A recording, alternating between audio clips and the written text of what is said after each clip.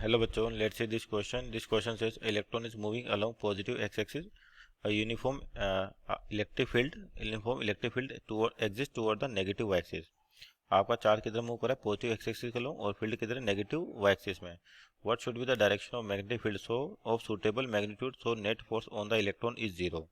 तो आपका जो इलेक्ट्रॉन है आप पॉजिटिव एक्स एक्सिस से मूव कर रहा है और इलेक्ट्रिक फील्ड की डायरेक्शन अपने को दे रखी है नेगेटिव एक्सिस में, और अपने को बताना है कि मैग्नेटिव जो आपके पास मैग्नेटिक फील्ड है उसकी डायरेक्शन क्या हो कि नेट फोर्स उस चार्ज पे कितनी हो? जीरो हो. तो यहाँ पर देखिए आपका जो चार्ज है बेसिकली वो इलेक्ट्रिक फील्ड और मैग्नेटिक फील्ड दोनों के अंदर मूव कर रहा है. तो की कॉन्सेप्ट की बात करें यहाँ पर कि आपका जो की कॉन्सेप्ट होगा, यानी कि जब चार्ज इलेक्ट्रिक फील्ड और मैग्नेटिक फील्ड में मूव करता है तो जो फोर्स लगती है वो लगती है इस पर Lorentz force. Lorentz force Lorentz force क्या होती है? बेसिकली कॉम्बिनेशन है electric force plus magnetic force का, यानी कि लोरेंज फोर्स जो होता है एफ वेक्टर, ये होता है आपके पास F due to magnetic field plus F due to electric field.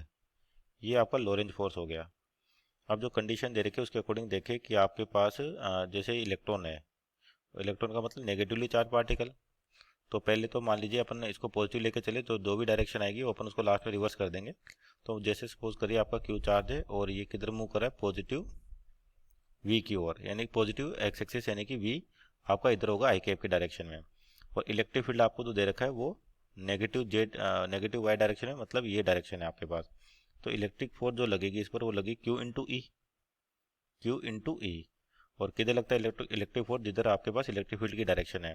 तो यानी कि फोर्स इधर लगेगा, लेकिन चार्ज आपका नेगेटिव है तो फोर्स वेक्टर को नेगेटिव करें तो यानी कि आपको फाइनली इलेक्ट्रोस्टैटिक फोर्स इधर लगेगा अगर ये चार्ज क्या है? इलेक्ट्रॉन है. तो अब अपने को इस पर नेट फोर्स जीरो चाहिए, इसका मतलब मैग्नेटिक फोर्स आपको इस डायरेक्शन में चाहिए और उसका मैग्नीट्यूड किसके बराबर होना चाहिए? क्यू ई के बराबर. अब देखते हैं कि मैग्नेटिक फोर्स आपको डायरेक्शन पता लगी कि माइनस जे केप में चाहिए. तो यहाँ देखिए आपका जो मैग्नेटिक फोर्स होता है, मैग्नेटिक फोर्स वेक्टर, ये बेसिकली चार्ज यानी कि Q V cross B, V cross B ये होता है.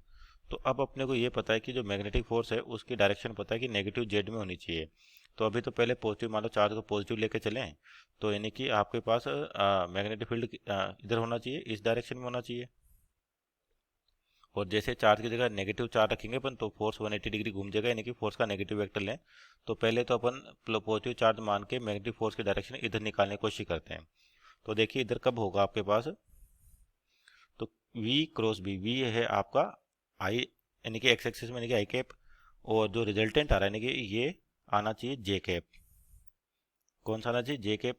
तो अपन जानते हैं आई क्रॉस के कैप करेंगे तो आपका आता है माइनस जे कैप. तो मान लेते हैं अपन माइनस के कैप करें तो आ जाएगा आपका प्लस का जे कैप. इसका मतलब जो मैग्नेटिक फील्ड होना चाहिए आपके पास, अगर इस डायरेक्शन में मैग्नेटिक फोर्स चाहिए तो आई क्रॉस माइनस के कैप.